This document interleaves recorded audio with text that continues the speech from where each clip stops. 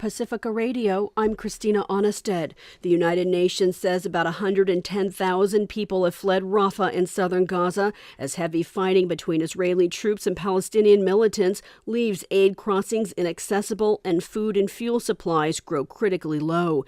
UN spokesperson Stefan Dujarric says the last remaining dialysis clinic in Rafah was in Israel's evacuation zone and forced to close. One of the three hospitals in Rafah, Al-Najjar, had to be abruptly vacated yesterday as it was located in the areas subject to the evacuation orders sent out by the Israeli Defense Forces.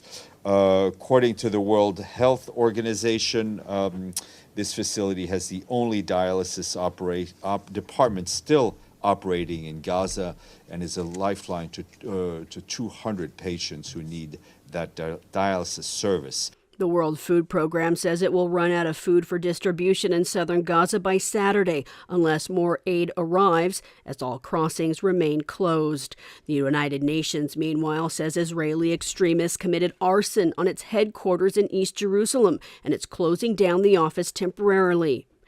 UNRWA head Felipe Lazzarini posted video of the smoldering around the facility's perimeter and said extensive damage was done. The video included Israelis chanting, "Burn down the United Nations," he said.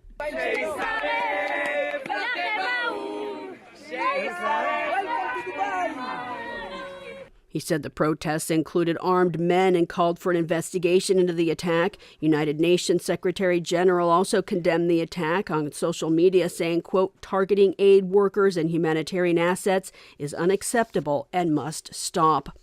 Police have made more than 40 arrests and dismantled student encampments against Israel's war in Gaza at the University of Pennsylvania and MIT, the Massachusetts Institute of Technology, early this morning. It comes hours after police tear-gassed protesters and took down an encampment at the University of Arizona.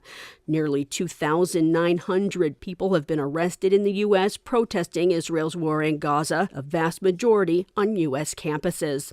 Meanwhile, some professors at UCLA are demanding the administration stop its plan to punish students arrested at an anti-war encampment on campus. They rallied with supporters and students Thursday. They called for the resignation of UCLA Chancellor Gene Block over his administration's handling of the protests. The Biden administration says Israel's getting the vast majority of weapons it needs after President Biden said he wouldn't send arms to Israel if it launches a full-out Rafah invasion. His comments come as Biden faces security from Republicans over his comments, saying he's siding with Hamas. Christopher Martinez reports. Biden spoke in an interview Wednesday night on the CNN program Aaron Burnett Out Front. Burnett asked Biden whether U.S. weapons have been used to kill civilians in Gaza. Civilians have been killed in Gaza as a consequence of those bombs and other ways in which they go after population centers. And I made it clear that if they go into Rafah, they haven't gone into Rafah yet. If they go into Rafah, I'm not supplying the weapons that have been used historically to deal with Rafah. Former President Donald Trump says what Biden has done is disgraceful. If any Jewish person voted for Joe Biden, they should be ashamed of themselves. He's totally abandoned Israel.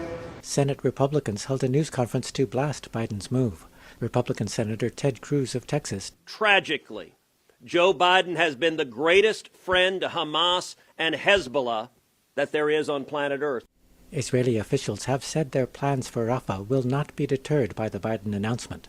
I'm Christopher Martinez. Witness testimony in Donald Trump's criminal election hush money case is set to resume today after another failed bid by Trump's attorneys for a mistrial that the presiding judge denied. Today, Trump spoke outside the courthouse. This case is highly unconstitutional. It's presided over by a very conflicted judge, conflicted like I've never seen before. He refuses to take himself off the case, and it should be a mistrial. Why are they bringing this case right before the election? You know, and so do I.